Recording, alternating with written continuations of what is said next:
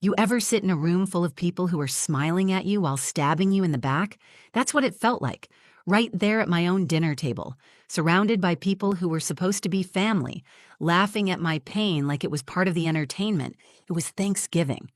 Our first one hosting, in the house Micah and I had saved for 3 years to buy. I'd spent the entire week planning, marinating, roasting, decorating, even printing little place cards with gold foil letters like something out of a Hallmark movie. I wanted this dinner to feel like love, like unity, like I mattered. Instead, it turned into the moment my whole life cracked open. We were just finishing dessert when Micah, my husband, my partner of 8 years, leaned back in his chair, took a sip of his whiskey, and said, "You don't even know who the real father is." At first, I thought I misheard him. I laughed awkwardly, thinking it was some kind of weird joke. But then I looked across the table at his mother, Darlene, and saw her smile. Not a kind smile, the kind people give when they finally hear what they've been thinking all along. She chuckled. "That boy doesn't even look like you, Micah." And just like that, the table erupted in laughter.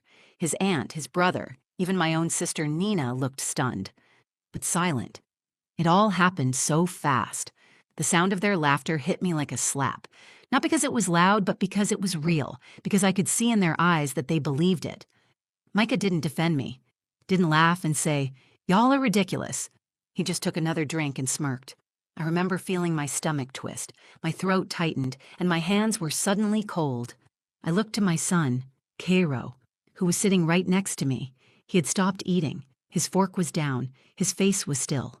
He heard it, every word. And while they were laughing, something in me was breaking. I had spent years proving myself to Micah's family. Darlene had never liked me, never hid it either, said I acted too perfect, like I was pretending to be better than everyone. Truth is, I was just trying to survive. I was 24 when I met Micah. I didn't come from money. I worked 2 jobs, trying to get through nursing school, and Micah came in like a rescue boat. Charming, generous, confident. My dad, Reggie, didn't trust him from the start, but I wanted so badly to believe I'd finally found someone who chose me. And maybe at first he did, but over time, Micah became someone else. Cold, distant, always criticizing, always making me feel like I owed him something. But I stayed. For Cairo. For the family I thought I was building. And now, in one casual sentence, he had shattered everything. In front of my son. But before I could even open my mouth, Cairo did something I'll never forget. He stood up. My little boy. 7 years old, skinny in his blue plaid shirt, the same one he insisted on wearing because he said it made him look like a gentleman. He stood up, pushed his chair back, and said clear as day, "Actually, I know who he is." The room went silent. I didn't even breathe. Darlene stopped smiling. Micah's glass froze midair. All eyes turned to Cairo, and in that moment it hit me. This wasn't about me anymore. It was about him. He had heard every joke, every insult, every whispered judgment they thought he was too young to understand. He did. He understood perfectly, and he was about to speak his truth. I'll never forget the look in his eyes, calm, steady, too grown for a child his age. I reached for his hand, but he pulled it away gently. He wasn't done. And neither was this story. The funny thing about pain is, sometimes you don't even know you're carrying it until you're sitting in a room with people who keep handing you more. Thanksgiving was supposed to be a fresh start, a celebration. Our first big holiday in the house Micah and I bought last spring. It was a 3-bedroom colonial in a quiet Georgia suburb. Our dream. I remember walking through it during the open house, barefoot on the hardwood floors, imagining Cairo running down the hallway with his toy sword yelling, "Dragon attack!" It was the kind of home that made you believe things were finally coming together. So I poured my whole heart into this dinner. I wanted everything to be perfect. From the cinnamon candles in the entryway to the playlist, humming soft jazz in the background, down to the folded cloth napkins and gold-rimmed dishes I borrowed from my Auntie Joyce. I wanted them to see that I belonged, that I was worthy of being part of this family, Micah's family. That morning, I woke up at 5 a.m., kissed Cairo's forehead while he slept, and tiptoed into the kitchen. I prepped the turkey, baked the sweet potato pies from scratch, and even whipped cream by hand. By noon, I was sweating and smiling, pretending I wasn't exhausted. I kept checking the mirror, fixing my curls, reapplying lip gloss, smoothing out invisible wrinkles in my dress. I needed to look strong, pulled together, unshakable. When guests started arriving, it felt like opening night. Micah's mom, Darlene, was first through the door, wearing that thick perfume that always made me sneeze, and a smile that didn't reach her eyes. She kissed Cairo and barely looked at me. "Oh, you went with a store-bought centerpiece," she said. "It wasn't store-bought. I spent an hour arranging it." Micah came downstairs late, like always, fixing his cufflinks, acting like the star of a show he didn't rehearse for. He hugged his mother and nodded at me like I was a stranger hosting his family. Micah's brother Derek showed up with his girlfriend, followed by Aunt Verna, who always wore too much jewelry and never forgot to bring gossip. Nina, my younger sister, arrived last with my dad Reggie, the only faces that made me exhale. Reggie was everything to Cairo. Since day one, he'd been the one showing up, reading bedtime stories, teaching him how to tie his shoes, coming to every school event when Micah had work. Cairo adored him, called him my main guy. Reggie gave me a long hug when he walked in, like he could already sense the weight on my shoulders. "Proud of you, baby girl," he said. I held on to that moment like oxygen. As we sat down to eat, I looked around the table and tried to feel what I was supposed to feel: thankful, blessed, loved. But underneath the clinks of forks and nervous laughter, I could feel the cracks. Micah barely made eye contact with me. He joked with his brother, talked about sports, scrolled through his phone. He didn't ask about the food, didn't compliment the effort. He didn't see me. Darlene kept making little remarks. "Oh, you didn't brine the turkey. My mama always said that's the secret."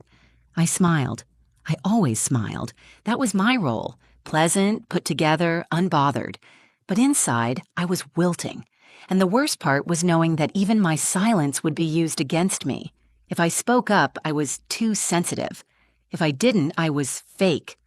Cairo was the only bright spot. He beamed every time someone laughed at his stories. He had drawn pictures for everyone at the table, folding them into little envelopes with glitter stickers. He gave one to Darlene that said, "Happy Turkey Day," with a stick figure family holding hands. She barely looked at it. That hurt him more than he showed. I could tell. We had just finished dessert, my homemade pecan pie with whipped cream Cairo helped make, when the conversation turned and the moment happened, the one that burned itself into my memory forever. But before all of that, before the laughter, the insult, the silence, I was just a woman trying to prove she belonged, trying to build a moment that her son could remember as something warm, something good. Instead, what he got was the truth. And nothing was ever the same after that. You know how people say you can feel a storm before it hits? Like the air gets too still, too thick? That's how it felt at that table. The laughter had died down, but something in the room shifted. I didn't know it yet, but the moment that would undo everything I built was coming. We were passing around second slices of pie. Cairo was telling Aunt Verna about how he helped make the whipped cream, and I remember thinking, maybe this isn't so bad. Maybe we made it through. That hope lasted maybe 2 minutes. Darlene reached for her wine glass and out of nowhere said, "Micah, you sure that boy's yours? He's got more of her daddy's face than yours." The words hung in the air like poison. Micah didn't even flinch. He leaned back in his chair, smirking like this was just another episode of family banter, and said, "You don't even know who the real father is." I froze. The words didn't feel real at first. It was like someone else in the room had said them. Someone cruel, someone who didn't know me. But it was him, my husband, the man I built a life with. My first instinct was to laugh, to deflect, to make it seem like he was joking. Because the alternative, that he meant it, was too humiliating to even comprehend. I looked at him, hoping to see a smirk, a wink, a sign that this was all in bad taste. But there was no sign, just silence, and then laughter. Darlene burst into a wheezing chuckle, covering her mouth like she'd been waiting for that moment her entire life. "Oh, Lord," she said, "I always knew something was off." Derek laughed too, shaking his head. Even Verna had this half smile like she was trying not to get involved, but couldn't help herself. Nina looked at me, eyes wide with panic, like she wanted to say something but didn't know how. My dad was dead silent. His jaw clenched so tight I thought his teeth would crack. And my son, my sweet, sensitive, big-hearted Cairo, he was right there, sitting next to me, eyes locked on his father. He wasn't laughing. He wasn't confused. He was listening. I felt my body go cold. The pie in my mouth turned to ash. I was suddenly hyper-aware of everything. The sound of Micah's spoon clinking against his plate, the way Darlene swirled her wine, the scent of cinnamon still lingering in the air like it was mocking me for trying too hard. Micah didn't say anything else. He didn't explain, didn't apologize. Just leaned back and took another sip of his drink, like what he said was the most casual thing in the world. I wanted to scream, not because I had anything to hide, but because he let them believe it. Let them think I had betrayed him, that I was the liar, that our son was some kind of mistake. And the worst part? He said it in front of Cairo, my son, the child I carried, loved, protected, the child who asked me every day if I was proud of him. Micah had taken something sacred and thrown it across the table like a cheap punchline. I turned to Cairo, and his face broke my heart. He wasn't crying. He wasn't angry. He looked ashamed. Like he was the one being questioned, like he had done something wrong. And in that moment, I wanted to disappear. I wanted to grab his hand, walk out of that house, and never look back. But then Cairo pushed his chair back. He stood up, straight, calm, quiet. Everyone stopped, even Darlene. He looked around the room, eyes wide but steady, and said, "Actually, I know who he is." My breath caught. I reached for him, not to stop him, but to protect him. But he moved just out of reach. Micah raised an eyebrow. "Cairo, sit down." But my son didn't move, didn't blink. And in that second, I realized something. This wasn't my moment to control. This was his. Cairo stood in the middle of that dining room like it wasn't full of adults who had just laughed at his existence. He didn't fidget, didn't look down. Just stood there in his little plaid shirt, his chest rising and falling like he was trying to calm a storm that had already passed. Everyone was silent. Even the clinking of plates had stopped. Micah was the first to break it. "Cairo," he said, voice sharp, "go sit down." But Cairo didn't budge. His hands were balled into little fists at his sides, and his jaw, his tiny jaw, were clenched the same way his grandpa Reggie's gets when someone disrespects him. "I said," Micah repeated, slower this time, "sit down." And that's when I saw it. Something changed in my son's face. It wasn't fear. It wasn't confusion. It was resolve. He looked Micah in the eyes and said, loud enough for everyone to hear, "You don't get to talk to me like that. You're not even really my dad." A gasp. I heard it leave Darlene's mouth before she could stop it. Nina's fork dropped onto her plate. Verna muttered, "Oh my God," under her breath. I stood up, unsure whether to protect him or let him finish. My legs felt weak, like my body didn't know how to move through this moment. But I stayed still. My heart told me, let him speak. Micah barked a laugh, like Cairo had told a bad joke. "What are you talking about? Don't be ridiculous." Cairo turned to the table, his voice trembling now, but still strong. "I heard you. That night. In the kitchen. You told someone on the phone you only stayed with us to keep your image. You said you never really felt like my dad anyway." Now it was Micah who was frozen. His mouth opened slightly, but no sound came out. Cairo looked around the table. At his uncle, his grandma, his aunt, all the people who had just laughed like his whole identity was a joke. "I know who my real dad is," he said. Then he looked at Reggie, my father. "He's sitting right there." Reggie's eyes welled up instantly. He didn't move, just stared at Cairo like he was seeing him for the first time and remembering every single moment they'd shared. "This man," Cairo said, pointing to his grandfather, "taught me how to ride a bike. He came to my school when I was scared to perform. He tells me stories every night when I sleep at his house. He always says I'm brave, even when I'm not." Darlene tried to cut in. "Sweetheart, your daddy." "No," Cairo said, with a firmness I've never heard from a child. "Micah is my mom's husband, but he's not my dad. Not really." The silence after that was heavier than anything I've ever felt. Micah stood up suddenly, his chair scraping loud against the floor. "This is ridiculous," he snapped. Zariah, you're just gonna let him disrespect me like that? I turned to him, and for the first time in a long time, I wasn't afraid of what I had to say. I'm not letting him do anything, I said. He's speaking the truth, and I won't silence him just because it makes you uncomfortable. His mouth opened, then closed again. He looked around for support, but no one met his gaze. Not even Darlene. Cairo slowly walked back to his seat and sat down, but he didn't lower his head. He didn't shrink. He sat like a boy who had earned the right to take up space. And me? I had never felt more proud. He had taken the thing they tried to use against him, doubt, shame, questions, and turned it into power. He spoke with more courage in 5 minutes than I had in 5 years. That moment. It changed everything.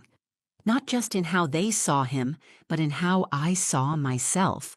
I wasn't just a mother anymore. I was raising a lion. The silence after Cairo sat down wasn't the awkward kind. It was the kind that comes after an earthquake, when everyone's trying to figure out if the ground beneath them is still real. Nobody touched their plates. Nobody blinked. You could hear the hum of the refrigerator from the kitchen. That's how quiet it got. Micah stood stiff at the end of the table, arms crossed, face tight like a balloon about to pop. I could see the fury building in his eyes, but he didn't yell. Not yet. Because somewhere deep down, even he knew the boy just told the truth. Don't flatter yourself, Micah finally muttered toward my father, Reggie. You're not his dad just because you babysat a few times. Reggie didn't respond. He didn't need to. He was too focused on Cairo. He leaned in, just slightly, and gave him the softest nod. One of those quiet, I see you kind of nods. Cairo looked back at him and smiled, just barely. That little exchange, that was real. Micah tried to keep talking, tried to shift the blame. I said what I said because I was angry, he said, waving one hand dismissively. You know how people get when they drink. It was a stupid joke, okay? I stood up. I had been sitting this entire time, still, silent, trying not to lose my composure. But when he called it a joke again, something inside me snapped clean in two. You humiliated me in front of your entire family, I said. My voice was low, calm but sharp enough to cut glass. You tried to shame me in front of our child, and now you're calling it a joke? Micah looked at me like he didn't recognize me. I walked around the table, past the dishes, the spilled gravy, the wine stains on the white tablecloth. I stopped beside Cairo and placed my hand on his shoulder. He looked up at me, and I nodded. I'm not ashamed of anything, I said. Not of this boy, not of the man who raised him when you didn't, and not of myself. Darlene shifted uncomfortably in her seat, clearly struggling to regain control of the narrative. Well, Zariah, she said, I'm sure none of this was your intention, but you can see how this situation looks from our side. I turned to her and said, plain and clear, you don't get to have a side in this. That shut her up. Micah clenched his fists, still trying to hold his ground. You're blowing everything out of proportion, he said. We can talk about this later, privately. No, I said. We're done talking. I'm done covering for you. You want to tell lies in front of your family? Then you can hear the truth in front of them, too. I looked around the table, at all the faces that had looked at me with doubt for years. Micah hasn't been around, I said. He hasn't been present, not as a husband, not as a father. He shows up for the pictures, for the holidays, when it looks good, but he doesn't show up when it matters. Micah's mouth twisted, but he didn't deny it.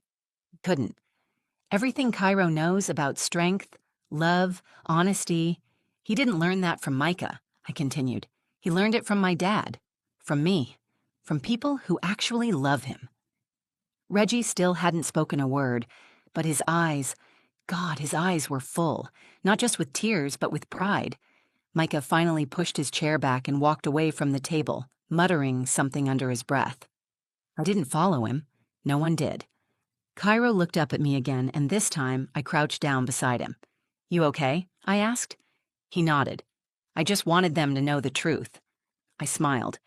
You did good, baby. You told your truth. That's the bravest thing a person can do.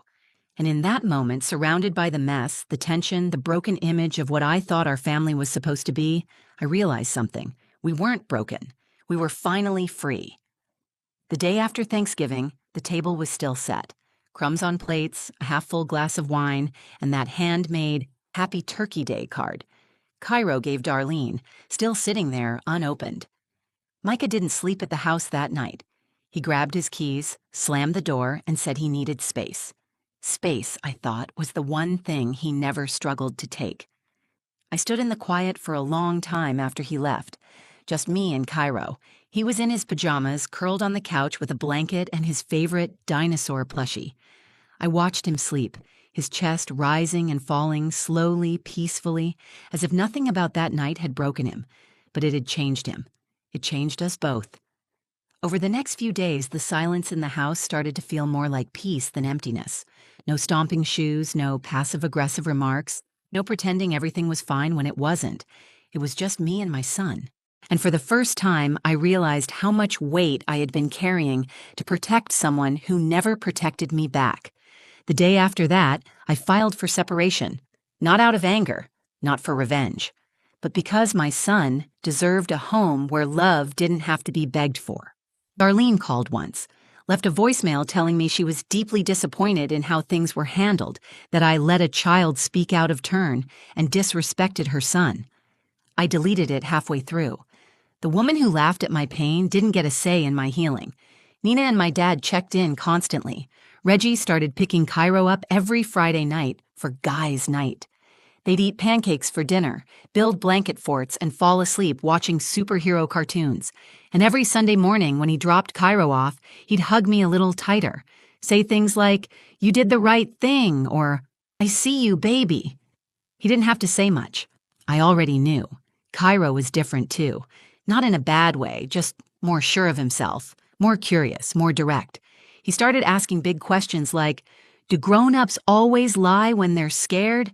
And was Grandpa like my dad when you were little, too?" I answered him honestly. Because that's what we do now. We tell the truth, even when it's hard. I put myself into therapy, and I signed Cairo up too, because sometimes healing takes more than time. It takes help, and there's no shame in that. We both needed a safe place to put our pain and learn how to let go of the parts that never belonged to us. Micah sent a few texts after the papers were filed, said he wanted to talk, apologized in that half-hearted way some men do, where they're not really sorry. They're just sorry it cost them something. Didn't reply. I didn't need to. Because here's the thing, no one tells you about betrayal. It doesn't just hurt because someone breaks your trust. It hurts because you let them. But here's what they also don't tell you. Healing doesn't require permission. You don't have to wait for an apology to move forward. You don't have to be broken forever just because someone treated you like you were disposable. I'm not disposable. And neither is my son. We're not surviving anymore. We're living. Our house feels warmer now, even without Micah's things in it. I replaced the framed photos of fake smiles with pictures that mean something. Cairo's with syrup on his face at brunch, Reggie and Cairo fishing off the dock last summer, me holding Cairo in the hospital room when he was born, eyes swollen from tears and joy all at once. This is our story now. No more pretending. No more silence. Just truth and love, the kind that shows up, not the kind that just claims the title. So if you're watching this and you've ever been made to feel small, like your love didn't count because it didn't come in the right form, let me tell you something. Blood doesn't make someone a father. Love does. Consistency does. Truth does. And my son? He may not have Micah's nose, but he's got my heart. He's got my strength. And he's got the kind of bravery that some people spend a lifetime chasing. So, yeah, they laughed at that dinner table. Nobody's laughing now. If this story meant something to you, if you've ever had to fight for your truth or protect someone you love when no one else would, then you already know. You don't have to shout to be heard. You just have to stand in your truth. And sometimes, the bravest voice in the room belongs to the smallest one. If this touched your heart, please take a second to like the video, share it with someone who needs to hear it, and drop a comment. Tell me what part stayed with you most. I read every single one.